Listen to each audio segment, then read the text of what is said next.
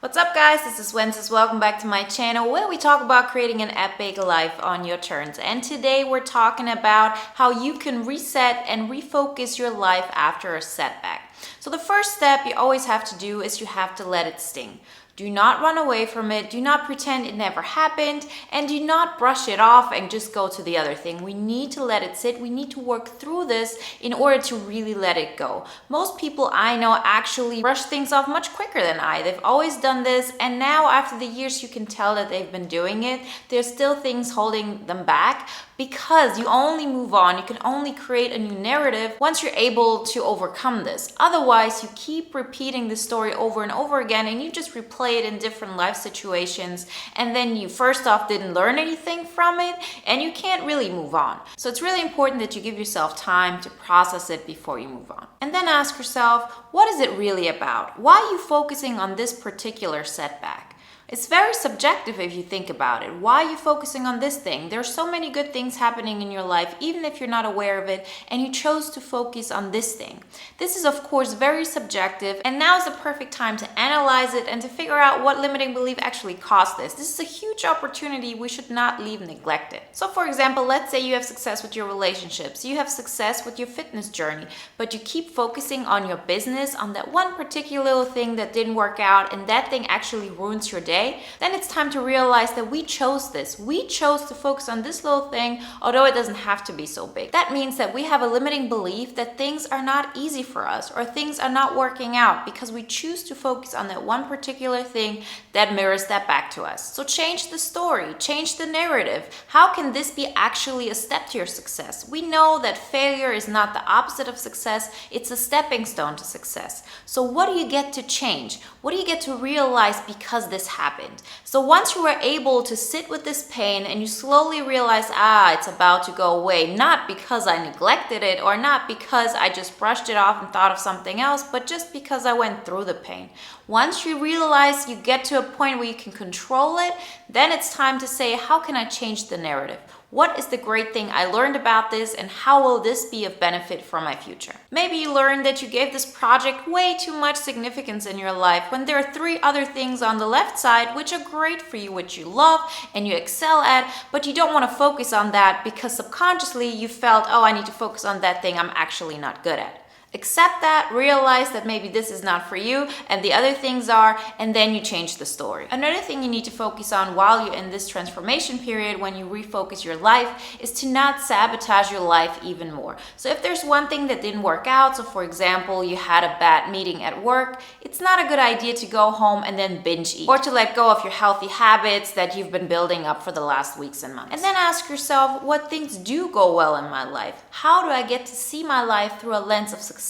How do I get to see my life through a lens of abundance? And maybe that thing that you felt like was a failure was the best thing that could have happened this day because it helped you to figure out even more. There's so many things that are going great in your life, but most people are not even aware of it. I've asked so many people to just tell me what's going great in your life, and they can't name me one thing. It's because they're not focused on it. I was able to name them 5 things just by standing in front of them. It's like a muscle. You need to build it. You can't just say from one end to the other, today I'm going to be positive. I'm going to focus on the positive things. I'm going to refocus on my great new life. You need to practice it. And you have to be aware that you have to step in faith. You have to step into this process not knowing how it's going to turn out, but knowing that this is how our mind works. If you focus on the positive things, if you focus on creating this image in your life of your current life, but from this really great positive lens, you get a chance to completely transform and refocus your life and get to a level you never were able to get to before. Another thing to do in this refocusing period is to look at what is constant in your life. If you feel like everything's going bad in your life and you have hardships everywhere you look,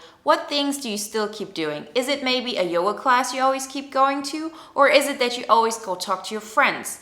Is it maybe that you always work out no matter what? There's definitely a part of you that has that constant that you keep doing. doing. That's the thing that has to become a core pillar of your self-esteem, because that is something that can't be taken away. So if you're really somebody that no matter what works out, that always makes sure that you stay on track with your fitness, or you're somebody who always makes sure that you meditate, then make this part of your identity. Make that something that cannot be taken away.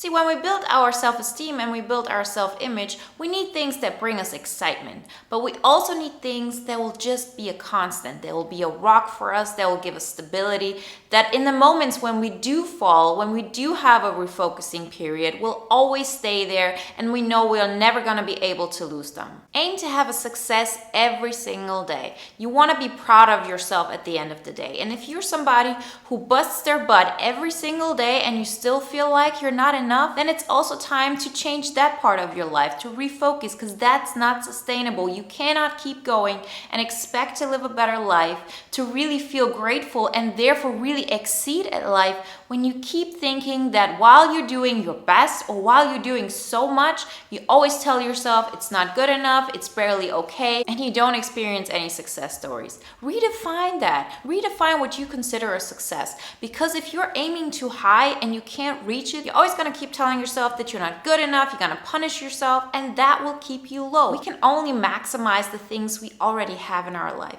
So we need to focus on the positive things. We need to focus on those successes. I was somebody who had really high expectations of how kind I am to others, how giving I am. Of course, this was only through my lens. Of course, there were still people who thought I wasn't, but I thought I had to obey those kind of rules that I was setting up for myself in order to be a good person. And I needed to admit to myself that I will never be able to reach that goal because I was setting myself up for failure. These were not things I was able to achieve on a daily basis. And when I'm saying daily basis, I wasn't able to reach them on a weekly basis either. There were always situations that told me you didn't do enough, you didn't sacrifice enough. And this can apply to all areas. Maybe you think you're not productive enough, or you're not creative enough, or you're not kind enough. Whatever it is, set your self-image up that you feel that you're making progress and that you feel that you're having a success on a daily basis. You are enough. We are all enough just by being. And the moment we get to understand ourselves through that lens, that's when we really get to exceed. That's when we really get to give our gifts, really get to experience life the best way possible. And you'll see how the people around you will benefit from this as well. But you gotta start with those expectations that you're just not able to fulfill. So include that in that self-image of yours. Include that in this refocusing period of your life. If you would focus on the things that you're naturally good at the things that you love to do, how would your life look like and how would you look like in that life? You need to start visualizing it. You can write it down, you can draw it, you can find inspiration in role models. Paint a picture in your mind. Do visualization meditations, find role models. You can find them in music, you can find them in artists, whatever it is that inspires you. And if you don't find anybody, one more reason for you to become that role model. We get to design our life. We get to design the way we see our life. And instead of telling ourselves that who we are naturally is wrong and trying to push ourselves into this box we've built for ourselves, we can just alter the way we see reality. We can alter the way we see life and bring our best qualities forward. This failure that you had that stung so much, it doesn't have to be a failure. It can be just a little thing that happened at one day that you just take as a reference point to something else. Who would you have to be in order to view that incident as something that really didn't matter much? If you have, for example, a friend who's disappointed in you because you don't value the same thing she values and that really hurts you, why does that devastate you? Can you see it from a way of, oh, I have so many people in my life who actually love the way I am and who really appreciate how I help them, how I show up, and that one person that doesn't? That's okay. That's part of reality. That shows me more of what I like to do, how we differ, and that's okay too. I don't have to focus on that one person who doesn't like the way I am. Rather see that this one of 15 people and the majority of people in your life love who you are. That's what you should be focusing on. That's how you redefine your life, and that's how you refocus on success, on abundance, gratitude, and happiness. So ask yourself, what can you add to your life today that will help you to lean into becoming the person you want to be? If you, for example, love to help people and this one relationship just crushed you because you want to help people so much, much, then take it as an indication of what really matters to you and lean into it. What can you add to your life today where you can help people the way you are, the way you see the world, and you can do that today? You can, for example, start writing your thoughts down in a blog, or you can make sure that you spend much more time with the people who actually get you and who appreciate the way you show up. Or let's say you love yoga. That's the thing that really gives you peace. Then what can you do today in order to lean into a life where yoga is a much bigger part of your life? Let's say you want to be a yoga teacher in a year, but right now you don't have time to start the process. But what can you do today? Can it be that you spend more time in yoga studios? Can it be that you start planning your whole education on becoming a yoga teacher? Whatever it is that's deep and dear to your heart, add it to your life today, even in the smallest capacity, even if it's just a small little thing. We have to start somewhere in order to make it bigger. And don't think, oh, it's too small, it's not worth it. It's always worth it, and it always starts very small. It will grow exponentially over time. But those are the things you will not let go of if things get hard, because those are the things that you are naturally inclined to do. Those are the things we should build our self-esteem, our self-image on, and these are the things that will give us the necessary boost to create the life we always wanted. You get to redefine your life every single time you have a perceived setback. This is not failure. It's the opposite of that. It gives you a chance to actually fine-tune the way you want to live your life, to fine-tune the way you vision your life for the future. It's an amazing opportunity, so don't let it pull you down just because it's hard in the beginning. See, I've gone through so many of these and I don't shy away from them anymore. And I've had some that were really tough to deal with, and they took me maybe like a year to really get over it, especially like the first time. But the more often I do it, the easier it gets. I have setbacks sometimes that just take half an hour to redefine and to see how this information will first off tell me what kind of limiting beliefs I've been having.